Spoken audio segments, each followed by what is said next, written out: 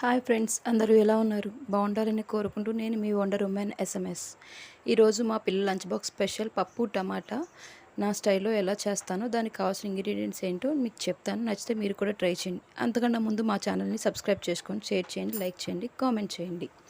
పప్పు టమాటాకి కావాల్సిన ఇంగ్రీడియంట్స్: తాలింపులు, కారం, ఉప్పు, పసుపు, ఎండుమిర్చి, వెల్లుల్లిపాయలు, జీలకర్ర, టమాటా, ఉల్లిపాయ, అరగంట ముందు నానబెట్టుకున్న కందిపప్పు, నిమ్మకాయ సైజంతా చింతపండు, కొంచెం కరివేపాకు, ఆయిల్.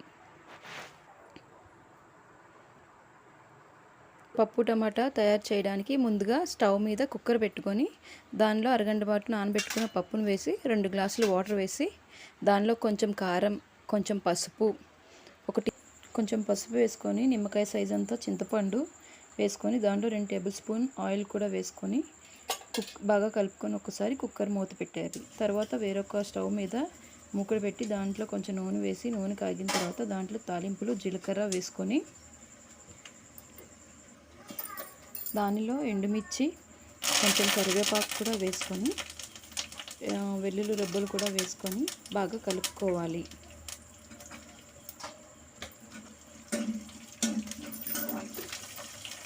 ముందుగా కట్ చేసి పెట్టుకున్న ఉల్లిపాయ పచ్చిమిర్చిని కూడా వేసుకొని ఒకసారి బాగా మిక్స్ చేసుకోవాలి.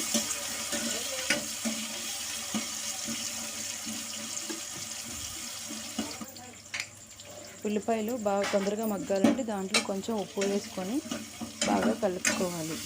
ఉల్లిపాయలు మగ్గిపోయిన తర్వాత టమాటా ముక్కలు కూడా వేసుకొని కొంచెం మెత్తగా ఉడికే వరకు ఉంచుకొని తర్వాత ముందుగా మనం ఉడకబెట్టుకున్న ఈ పప్పులో ఈ తాలింపులు, ఉల్లిపాయ టమాటా మిశ్రమాన్ని వేసుకొని బాగా మిక్స్ చేసుకొని ఉప్పు సరిపోయిందో లేదో చూసుకుంటే పప్పు టమాటా రెడీ.